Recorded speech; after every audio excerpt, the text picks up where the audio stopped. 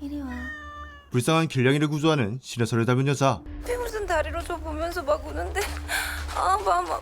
그런데 구조했던 길냥이를 다시 방생하는 것도 모자라 지금 병원 가는 길이에요. 얘가 사람한테 절대 안 오는 앤데. 섬뜩한 표정으로 주작 영상을 돌려보는 것은 물론 카페에서 옆에 있던 여자가 자리를 비우자 기다렸다는 듯 옆으로 자리를 쓰고 옮기더니 모르는 사람의 명품 가방을 들고 자신의 것인 양 뻔뻔하게 셀카를 찍어버리죠. 그녀는 왜 가짜 삶을 살고 있는 것일까요? 안녕하세요, 구정태입니다. 직업은 공인중개사고요. 취미는 관찰하기입니다. 관찰하기가 취미인 오늘의 주인공인 구정태. 전 원래 고딩카톡 CC에서 안 보거든요. 근데 오늘은 그냥 보이니까. 단순 호기심인 것처럼 말하지만 그의 진짜 취미는 이건 일종의 탐색전이에요. 회사에서 하는 기업 탐방. 뭐 그런 거? 공인중개사라는 자신의 직업을 이용해 고객이 맡긴 열쇠로 집에 몰래 들어가 진짜 이게 단데. 그냥 보는 거. 집을 관찰하는 것은 물론 집주인이 알아차릴 수 없을 정도의 뭐 이런 것도 깔끔하게 고쳐줍니다. 하나, 둘. 처절한 집수리를 해주었고 그리고 그가 보수로 챙긴 것은 바로 답례로 이 집에서 가장 없어도 될 걸 하나 가지고 옵니다. 하나, 둘. 그렇게 그것들을 한데 모아 관찰하는 것으로 그의 취미는 완성되었습니다. 그러던 어느 날 그의 관찰 욕구를 자극하는 한 여자를 만나게 되는데 소세지를 드시면서 비건 샐러드 사진을 올리더라고요. 진짜 재밌더라고요. 그녀는 바로 인트로에서 소개했던 관종병 중증 환자 한소라였습니다. 그녀가 궁금해지기 시작했어요. 관우증 중증 환자인 그에게 가짜 삶을 살며 관종력이 만렙인 그녀는 흥미로운 관찰의 대상이었고 한소라, 그녀를 몰래 뒤쫓아가 어디 사는지 알아낸 그는 소라. 여기 있다. 한소라. 그녀를 뒤쫓아가기 시작하는데 값비싼 명품백을 사랑하고 맛있는 걸로 소문난 가게는 몇 시간이고 줄 서서 꼭 먹고요. 좋아하는 작가 전시회는 꼭 찾아가서 인증샷도 남깁니다. 그런데 아니, 그랬었는데요. 이제 아예 딴 사람이 됐어요. 명품 좋아하던 여자가 갑자기 기부천사가 되었다. 평판 좋고 볼 것도 많고. 이 모습이 모두 가짜라는 것을 직감한 그는 그녀의 진짜 모습을 알아내기 위해 그녀를 관찰하기 시작하는데 관찰 112일차. 오랜만에 잘 차려입고 카페에서 셀카. 이런 건 그녀의 본 모습이 아닐 겁니다. 그는 급기야 진정한 한소라를 알기 위해 그녀의 집에 들어가 봐야 합니다. 직접 문따기까지 시도하죠. 정확한 논리로 비밀번호를 유추해 봅니다. 안 되네. 그러나 문을 여는 건 결코 쉬운 일이 아니었고 그 순간 걸릴 위기에 처하고 마는데 세상은 역시 호락호락하지 않네요. 한두 번 해본 것이 아니었기에 이 방법이 통하지 않자 이번엔 지문 채취까지. 릴렉스 하던 대로 하나, 둘, 셋, 후. 그러나 네 자리일 것이라 예상한 번호가 이게 뭐죠? 무려 10자리. 누가 비밀번호를 이렇게 한답니까? 그렇게 그는 이대로 포기할 수밖에 없었습니다. 어서 오세요. 그런데 얼마 뒤 오 마이 갓. 그녀가 직접 안녕하세요. 집 좀 내놓으려고 왔는데요. 구정태를 찾아오고 맙니다. 그러나 너무 긴장한 탓이었을까요? 집주인분이 안 오시고 어떻게 직접 오셨어요? 왜요? 저는 집주인처럼은 안 보이세요? 실수를 하고 마는데 죄송합니다. 그게 아니라 대학생 같으세요. 다행히 위기를 넘겼고 예상치도 못했던 일은 최대한 빨리 좀 부탁드릴게요. 또 한 번 벌어지고 맙니다. 집을 언제부터 볼 수 있을까요? 뭐 퇴근하면 집에 계시죠? 그거 말인데요. 미쳤네요. 전 제 일이 너무 좋아요. 너무나 운이 좋게도 그녀의 집키를 얻을 수 있었죠. 에이, 다 끊어졌네. 36W 안정기. 다음에 사올게요. 그렇게 한솔의 집 탐방을 시작으로 배수관을 고쳐주는 건 물론 잊지 않고 살들이 답례품까지 생겼습니다. 제가 임시보호할 거니까 사진 올려드릴게요. 고마워요. 누구신지 모르겠지만 저 진짜 힘내요. 오 마이 갓. 그렇게 구정태는 점점 한솔에게 푹 빠져버리고 말았죠. 오늘은 딱 이것만 갈아주고 나오면 될 것 같습니다. 며칠 후 전선을 갈아주러 다시 방문한 구정태. 그런데 그를 맞이한 건 싸늘한 주검이 되어 있는 한솔아였습니다. 역겨움에 토가 밀려 나왔지만 토를 하게 된다면 증거가 남을 수도 있었기에 억지로 토를 삼켰고 신고를 해보려 해도 무단 주거 침입자인 그가 이 상황을 설명할 수는 없었습니다. 하는 수 없이 정태는 빤스런을 선택할 수밖에 없었고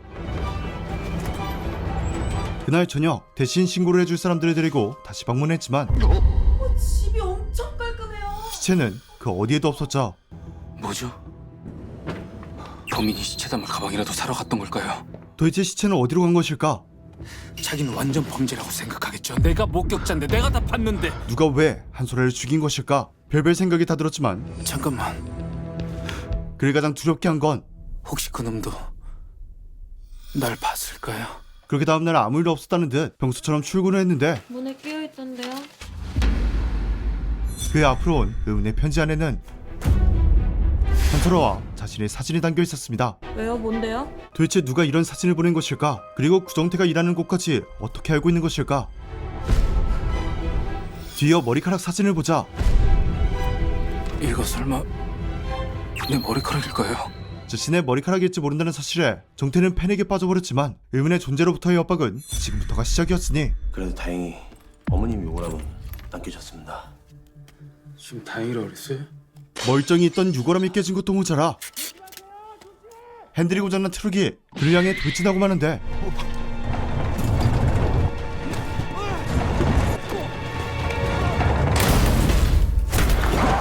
간신히 살아남았다는 안도감 잠시 문을 열어보자 운전석에는 아무도 없었습니다. 그리고 같은 시간 실종 맞는 거 같죠? 그러니까 한소라 씨가 정확하게 뭐라고 그랬다고요? 한소라의 실종을 신고하는 의문의 여성. 그래서 연락 끊기면 뭐 경찰에 신고를 해달라나 뭐라나. 그렇습니다. 한소라는 이미 자신이 위협받고 있다는 것을 주변인에게 알린 상태였던 것. 한소라 실종 추정일 이후로 생존 반응이 아예 없어요. 아예? 네. 형사의 초기 발동하는 오영주 형사는 본격적인 수사에 들어가고 그녀가 첫 번째로 찾아간 곳은 바로 도봉경찰서 형사과에서 나왔습니다. 몇 가지 여쭤볼 게 좀 있어요. 앉으시죠. 구정태였죠. 실종이요? 예. 신고가 들어왔어요. 그 혹시 언제 마지막으로 보셨는지 기억나세요? 자칫 용의자로 몰릴 수도 있는 상황이었기에 그래서 연락이 안 됐던 거였구나. 실장님이 한소라 씨 집키 갖고 계시죠? 자연스러운 연기로 이 상황을 빠져나가려 하는데 집을 빨리 빼야 된다고 말씀하셔가지고 빈집 보실 때 문제도 드리고 했었는데 물론 한소라 고객님께서 동의하셔가지고 안 계실 때가 더 많았던 것 같아요. 잘 넘어갔다 생각했지만 실장님 2월 19일 날 뭐 하셨어요? 이어지는 날카로운 질문들. 좋됐네요. 어떻게 이렇게 정확한 날짜까지 알고 있을까요? 이게 말이 되나? 한소라 고객님 집에 갔었네요. 신혼부부랑. 몇 시쯤 가셨어요? 저녁 7시요. 한소라 씨 집에 있던가요? 그렇게 숨막히는 공방전이 이어지고 안 계셨어요. 낮에는 쭉 부동산에 계셨고. 그럼요. 다행히 방어전에 성공한 후 여기 있습니다. 한소라의 지키를 건네주는데 아, 예. 그런데 그때 형사의 초기 발동한 오영주 형사. 이대로는 안 되겠다 싶었던 그는 직접 범인을 잡으려 하죠. 한소라가요. 저 명예훼손으로 고소했어요. 야, 맞고소 가자. 그 첫 번째 용의자는 바로 소라 씨와 공개적으로 대판 싸웠던 BJ입니다. 자신을 한소라의 절친으로 소개했지만 한소라의 거짓말에 저격하다 고소까지 당한 BJ 호르기. 찾았습니다.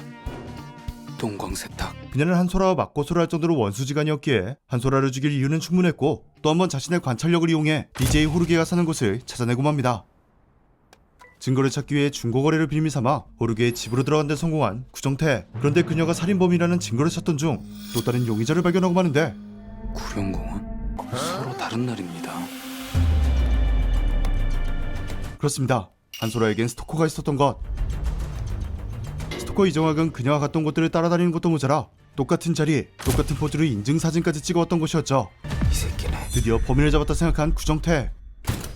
그러나 진실에 한 발짝 다가갔다 생각한 안도감 잠시.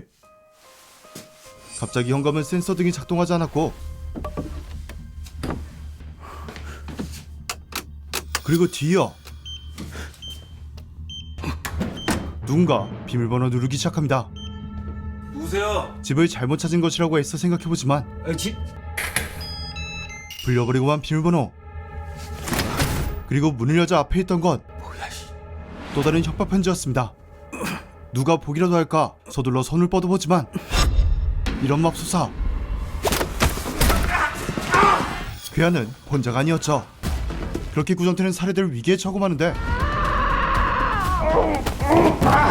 그러나 이대로 죽을 수 없었기에 필사적으로 도망친 그는 바로 오영찬을 찾아갔죠. 그러면 한소라 죽인 범인들이 왜 구정태 씨를 노려요? 그렇게 자초지정을 설명한 후 오영수와 함께 집으로 와봤는데 여보세요? 그를 맞이한 건 이종학의 시신과 아무것도 손대지 말랬죠.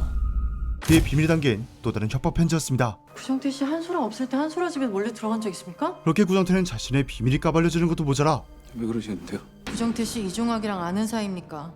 아니요, 저 몰라. 저 사람 몰라. 저 그때 한솔아 씨 SNS에서 처음 봤어요. 아예 충격적인 사진과 마주하고 마는데